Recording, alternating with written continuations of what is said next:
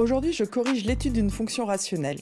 Au travers de 6 questions, on va aborder 6 savoir-faire fondamentaux que tu dois maîtriser pour l'étude d'une fonction rationnelle en particulier, mais pour toute étude de fonction d'une manière générale.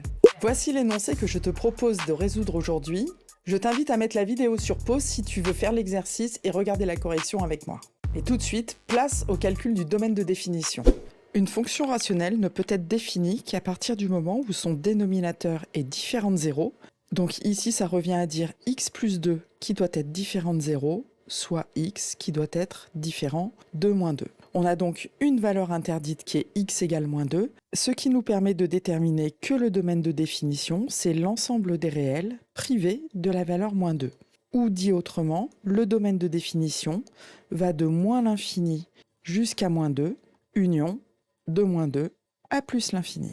Le domaine de définition maintenant connu, on peut enfin s'attaquer au calcul de la dérivée. Commençons par le domaine de dérivabilité. Ici, le domaine de dérivabilité est le même que le domaine de définition, puisqu'il s'agit d'une fonction rationnelle. Donc, le domaine de dérivabilité est bien moins l'infini moins 2, union moins 2 plus l'infini. Comme toute fonction rationnelle, f est de la forme u sur v et peut donc se dériver en u'v moins uv' sur v au carré. Pour appliquer la formule, on pose donc que u de x est égal à x carré plus x moins 1 et que v de x est égal à x plus 2. On calcule alors les dérivés u' et v', donc u' qui est égal à 2x plus 1 et v' qui va être égal à 1. On a tout ce qu'il nous faut pour appliquer la formule. f' de x est donc égal à 2x plus 1 facteur de x plus 2 moins 1 fois x carré plus x moins 1, le tout sur x plus 2 au carré. On développe et on réduit le numérateur, ce qui va nous donner 2x au carré plus 4x plus x plus 2 moins x carré moins x plus 1. Le tout sur x plus 2 au carré. Je ne développe pas le dénominateur. On réduit. Il nous reste donc x carré. Les x ici s'éliminent. Donc plus 4x et plus 3. Le tout sur x plus 2 au carré.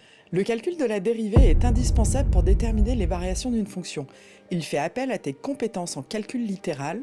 Je t'invite donc à t'entraîner pour améliorer tes compétences dans ce domaine, que tes calculs de dérivée deviennent fluides. Mais passons maintenant à l'étude du signe de la dérivée pour déterminer les variations de la fonction.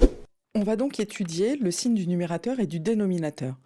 Le dénominateur, c'est très simple, c'est un carré. Donc pour x appartenant au domaine de définition, j'ai forcément x plus 2 au carré, qui est un nombre strictement positif. Pour le numérateur x carré plus 4x plus 3, on est en présence d'un trinôme du second degré, donc on va pouvoir appliquer la formule de delta, b carré moins 4ac, avec a égale 1, b égale 4 et c égale 3, pour calculer à ce moment-là les racines si elles existent. En appliquant la formule, j'obtiens 4 au carré moins 4 fois 1 fois 3, ce qui va me donner 16 moins 12, 4. Lorsque le discriminant delta est strictement positif, le trinôme admet alors deux solutions réelles distinctes que l'on appelle x1 et x2. On a alors la première racine x1 qui fait moins b moins racine de delta sur 2a, soit moins 4 moins racine de 4 sur 2 fois 1, moins 4 moins 2 sur 2, ce qui va nous donner moins 3. La deuxième racine x2 est-elle égale à moins b plus racine de delta sur 2a, soit moins 4 plus racine de 4 sur 2 fois 1, ce qui nous donne moins 4 plus 2 sur 2, soit moins 1. On a déterminé le signe du numérateur, on connaît également le signe du dénominateur. On a donc maintenant tous les éléments à notre disposition pour établir le tableau de signes de la dérivée. Sur la ligne des x, je reporte le domaine de définition, moins 1 plus l'infini, une double barre en moins 2. Je reporte également les deux racines que je viens de trouver, moins 3 et moins 1, et je crée une ligne pour le numérateur, x carré plus 4x plus 3. Je crée également une ligne pour le dénominateur, x plus 2 au carré, et la dernière ligne me permettra de conclure sur le signe de f'. On a vu que x plus 2 au carré est toujours positif, donc je remplis la ligne avec des plus. S'agissant du numérateur, on a vu qu'il s'annule en moins 3 et en moins 1. Et comme il s'agit d'un trinôme du second degré, on sait que son signe dépend du signe de petit a. Or ici, a égale 1, ce qui est donc positif. On retrouve le signe de a à l'extérieur des racines, donc ici entre moins l'infini et moins 3, et entre moins 1 et plus l'infini. Entre moins 3 et 2, le signe est donc négatif, et de même entre moins 2 et moins 1. Sur la ligne de f', je reporte les zéros, en moins 3 et moins 1, et j'applique la règle des signes pour remplir les cases. Donc plus, moins et plus. On sait par ailleurs que si f' est positive ou nulle, alors f est croissante, et si f' est inférieure ou égale à 0, alors la fonction f est décroissante. On en conclut que f est croissante sur l'intervalle moins l'infini, moins 3, et sur moins 1 plus l'infini, et que f est décroissante sur moins 3, moins 2, et sur moins 2, moins 1. On va maintenant exploiter ces résultats pour dresser le tableau de variation de la fonction f. Sur la ligne de f', je vais reporter le signe de la dérivée, donc plus, moins, plus. Il n'y a plus qu'à conclure sur les variations de la fonction, qui est donc croissante entre moins l'infini, moins 3, décroissante entre moins 3 et moins 2, décroissante encore entre moins 2 et moins 1, et enfin croissante sur moins 1 plus l'infini. Il ne reste plus qu'à calculer le maximum en moins 3 et le minimum ici en moins 1. On calcule donc les images de moins 3 et de moins 1 par la fonction f, ce qui va nous donner moins 3 au carré, moins 3 moins 1 sur moins 3 plus 2, soit 9 moins 4 sur moins 1, ce qui va nous donner moins 5. De même, en moins 1, on va avoir moins 1 au carré, moins 1 sur moins 1 plus 2, ce qui nous donne 1 moins 2 sur 1, moins 1. On reporte ces deux valeurs dans le tableau et notre tableau de variation est maintenant complet. Grâce aux variations de la fonction, on a maintenant une meilleure idée du comportement de la fonction sur son domaine de définition, mais on va tout de même compléter l'étude par le calcul d'une équation de tangente en x égale 2. Je te rappelle la formule pour l'équation de la tangente, donc y est égal à f' de a, facteur de x moins a, plus f de a.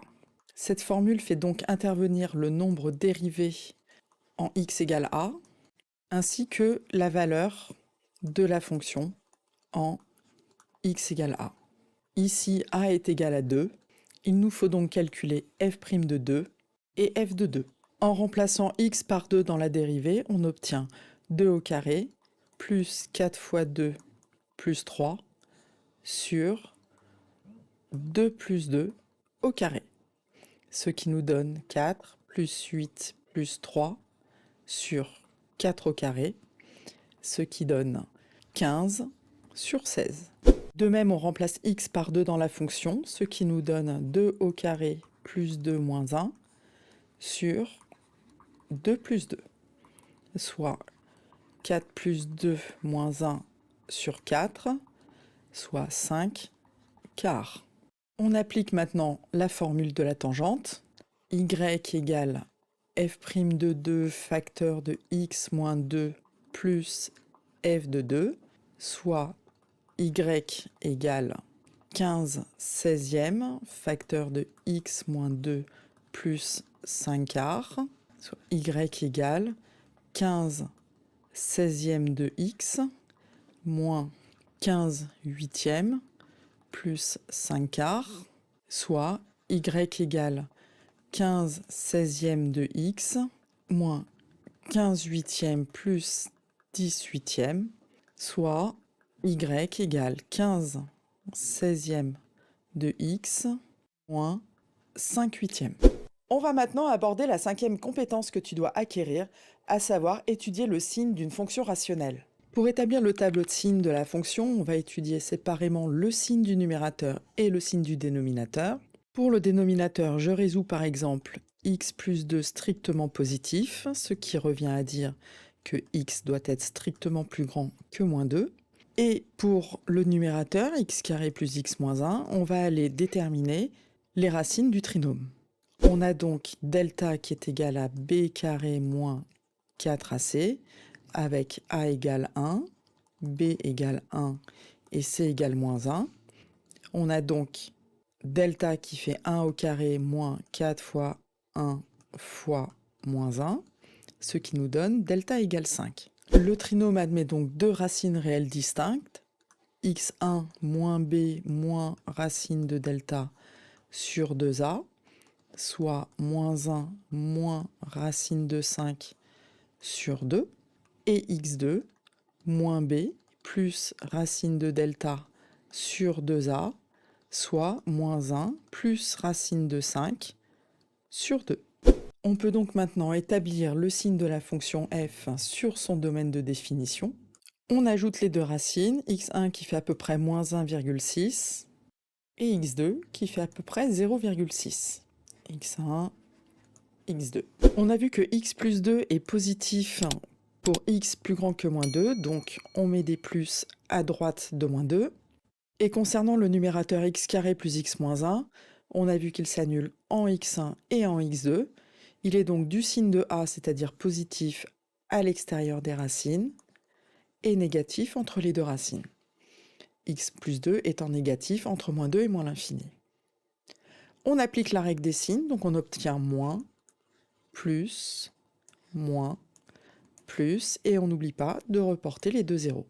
Je peux donc conclure sur le signe de f de x. F de x est un nombre qui est positif ou nul si x appartient à l'intervalle moins 2 x1, union x2 plus l'infini, et f de x est inférieur ou égal à 0 si x appartient à l'intervalle moins l'infini moins 2, union x1, x2.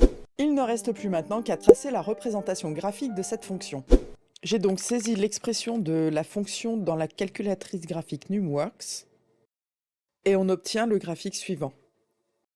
J'ai ensuite ajusté la fenêtre d'affichage en jouant sur les valeurs de x et de y afin d'obtenir un meilleur rendu visuel du graphique. Ensuite, j'ai saisi les expressions des deux tangentes horizontales y égale moins 5 et y égale moins 1. Ce sont donc les deux droites horizontales que tu peux voir, y égale moins 1 en vert et y égale moins 5 en bleu. Et enfin, j'ai saisi l'équation de la tangente en x égale 2, à savoir y égale 15/16 de x moins 5/8. On obtient donc le graphique suivant avec en plus la tangente en x égale 2 qui est ici tracée en jaune. Cette vidéo est maintenant terminée, alors si tu as aimé ce contenu, tu likes, tu t'abonnes et surtout tu partages si tu penses que cela peut aider certains de tes amis. En attendant, révise bien tes maths et je te dis à la semaine prochaine.